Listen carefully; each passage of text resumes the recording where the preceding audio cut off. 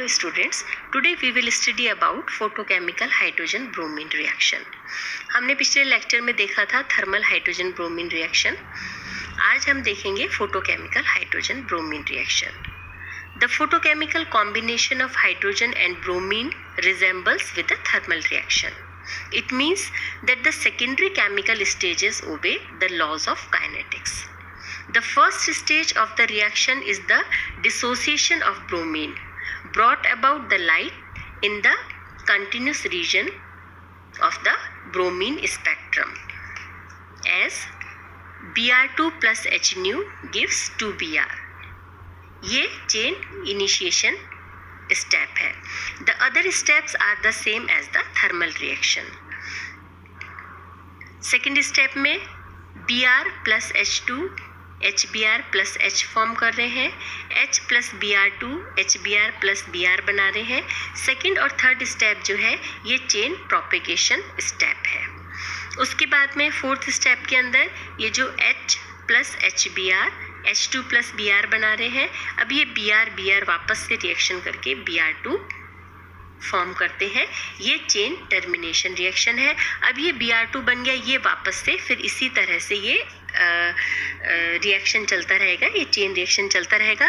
सिर्फ thermal reaction से अंतर क्या है कि यहाँ पर लाइट की प्रेजेंस में हो रहा है तो लाइट एब्सॉर्ब कर रहा है.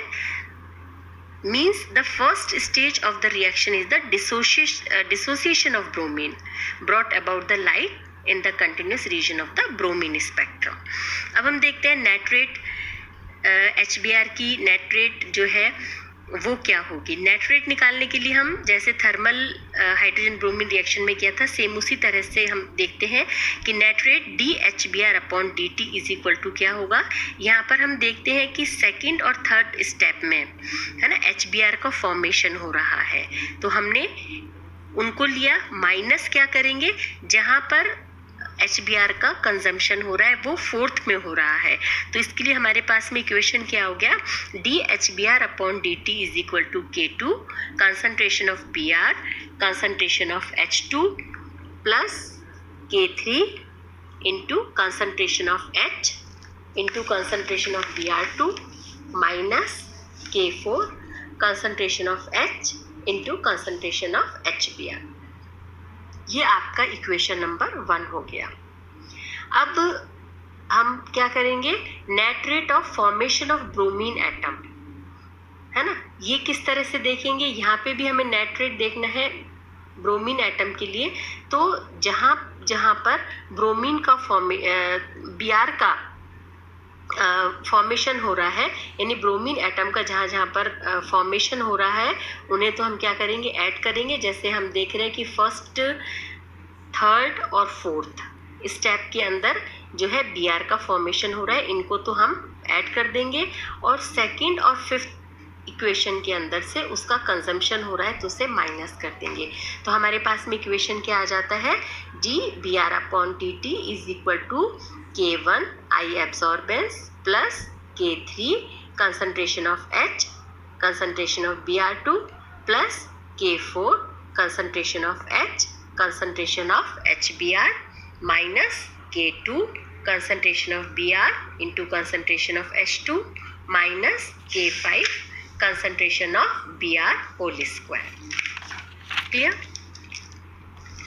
According to steady state principle, dBr upon dt is equal to 0. So K1 I absorbance plus K3 concentration of H concentration of Br2 plus K4 concentration of H concentration of HBr is equal to K2 और K5 को हम right hand side में ले गए, तो ये is equal to क्या हो गया, K2 concentration of Br into concentration of H2 plus K5 concentration of Br whole square. ये हो गया आपके पास में इक्वेशन नंबर 2. इसी तरह से सिमिलरली हम क्या करेंगे, net rate of formation of hydrogen atom निकालेंगे. ये देखिए किस तरह से शो करेंगे इसमें कि dH upon dt is equal to क्या हो गया. यहाँ पर हम देखते हैं कि हाइड्रोजन एटम जो है उसका फॉर्मेशन केवल सेकंड नंबर इक्वेशन में हो रहा है, और जो उसका कंजम्पशन कहाँ पे हो रहा है, थर्ड और फोर्थ में. तो हम क्या करेंगे कि सेकंड में से माइनस थर्ड और फोर्थ के लिए हम इक्वेशन लिखेंगे तो हमारे पास में क्या आ जाता है, DH/dt is equal to K2 concentration of Br into concentration of H2 minus K3 concentration of H into concentration of Br2 minus K4 concentration of H into concentration of HBr. According to steady state principle, DH/dt is equal to 0. So K2 को हमने यहाँ left hand side में लिया और K3 K4 को right hand side में ले गए तो हमारे पास में क्या हो गया, K2 concentration of Br into concentration of H2 is equal to K3 concentration of H into concentration of Br2 plus K4 concentration of H into concentration of HBr. ये इक्वेशन नंबर 3 हो गया.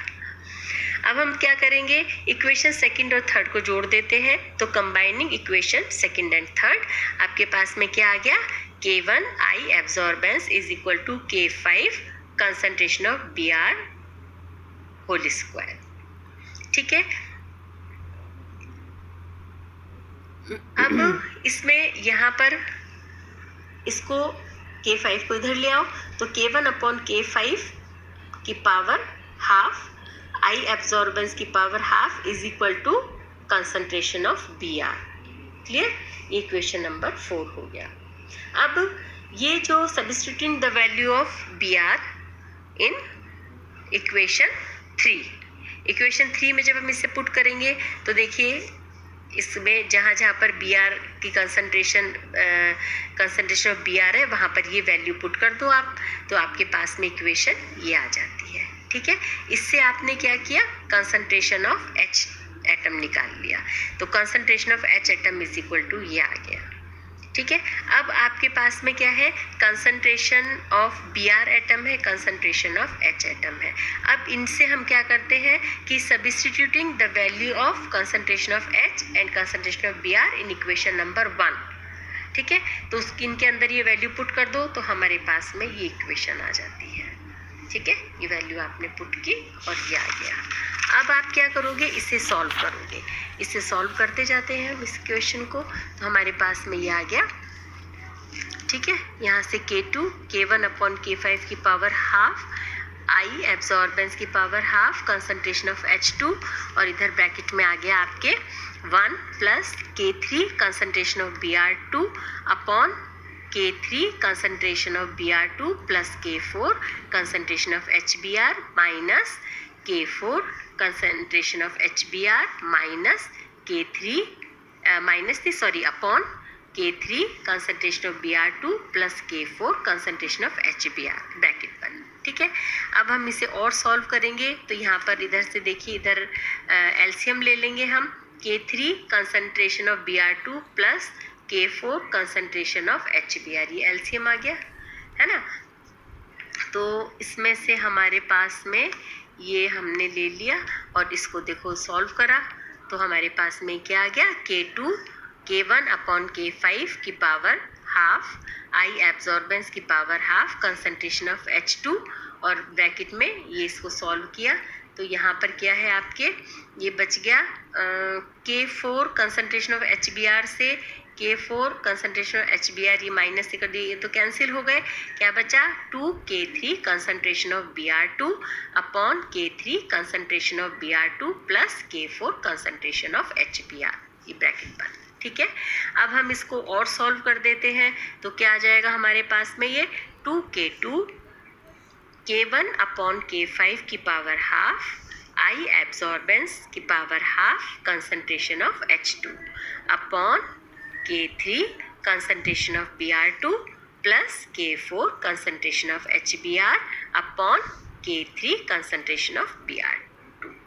ठीक है. अब इसे आपने और सॉल्व किया तो आपके पास में ये हो गया 2K2 K1/K5 की पावर हाफ I एब्जॉर्बेंस की power half concentration of H2 upon, इसमें इसको देखो इन दोनों को अलग अलग करके लिख दो तो इसको इसके नीचे ले गए तो क्या हो गया, K3 concentration of Br2 upon K3 concentration of Br2 plus K4 concentration of HBr upon K3 concentration of Br2. अब इन दोनों से ये दोनों आपस में कैंसिल हो गए. अब बच क्या गया हमारे पास में 2K2 K1/K5 की पावर हाफ I absorbance की power half concentration of H2 upon 1 plus K4 concentration of HBr upon K3 है ना, और कंसंट्रेशन ऑफ Br2। अब हम क्या करते हैं कि यहाँ पर 2K2 K1 अपॉन K5 की पावर हाफ को तो K ले लेते हैं, ठीक है, और K4 upon K3 is equal to K dash ले लेते हैं। तो ये हम K और K डैश की वैल्यू यहाँ पर पुट कर देते हैं, तो हमारे पास में क्या आ जाता है, ये K I एब्सॉर्बेंस की power half concentration of H2 upon